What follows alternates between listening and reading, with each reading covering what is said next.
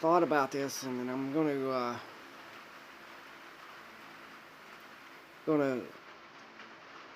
make another knife. I'm gonna make a fixed blade this time, though, out of a file that my son got me for Christmas, and then he got me some other metal that I'm gonna use this to make a knife. And we're going to, if the rain would let up, I'm gonna go down and I'm gonna cut some of this off, and then I'm gonna forge out the rest of this blade in my forge, in my smaller forge that I haven't started on my new one yet, but I do have all the stuff to do that with. But it's gonna rain all week, and it'll be hard for me to do anything with that. But I'm gonna use this to make a knife, and this is gonna be my handle. It's kind of short handle, but I think it's going to work out pretty good. I've already drilled the hole out, the center out in this. As you can see, I got my mask on because these things are deer antler, and you got to have some kind of respirator on for that. You don't want to be drilling on those without a respirator. So we're going to get started on that this morning. And as always, I thank God for this day, and I pray that His blessings be upon us today, and thank Him for salvation today. So let's go ahead and get started on this. What I need to do first is I need to grind off all these file grooves on here. So I'm going to bring this over to the belt sander, and I'm going to start grinding that down, which I'm not going to video that, but it's kind of manual. Anybody knows how to do that. So we're going to grind that down, and we're going to if the rain would let up a little bit, I'm going to go down and I'm going to try to forge this out. And actually, I'm going to cut some of it off first and then forge out the rest of it. If not, if the rain doesn't let up, I'm just going to cut it out of this file, and we're going to go from there and make a blade out of this file. So hang tight. We're going to grind this down, and we'll get back with you. All right, I got most of it ground down. It's flat. It's not as flat as I wanted, but it will do for right now.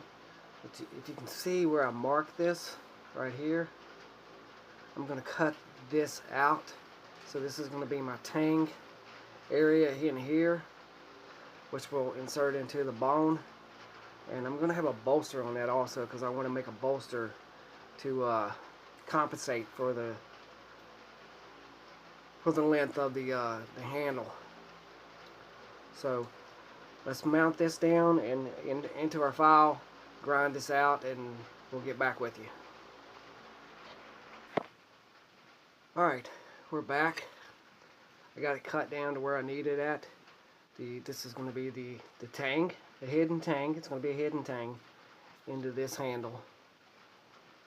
The actual deer horn that my brother gave me, shout out to Cool Over Dirt for that gift, and I thank him for that. But this is going to be the deer horn that I'm going to use, and the blade that I'm going to use. I'm going to cut this off at 5.5 inches. If you can see that, I hope you guys can see that. It's kind of glary for me. And then I'm going to take it down to the forge and shape this blade out. So if you guys can just bear with me, I'm going to cut this off, and then we're going to go down to the forge. Here we go. As the forge warms up, it is blazing right now. When it does warm up, I'm going to throw this metal in there, and we're going to start beating it out. Beating the shape out that we need on this knife. And I really want to get started on my new forge this week sometime if the rain ever lets up, but it is raining right now, and my forge is outside, unfortunately. I don't have a place to put it inside, and we're going to take this and shape it into a knife. Which is a file that my son bought me some metal for Christmas, and we just recently went up there and got it, and we're going to shape this into a knife and mount it on that handle that I showed you earlier in the earlier video. But as soon as this metal heats up, we'll take it over to our anvil here and start beating on it and get it shaped into a knife. So I'm gonna put the metal in there right now, and I'm gonna have to go get my tongs, which I left up in my shed. So I'm gonna turn this camera off and I'll be right back with you.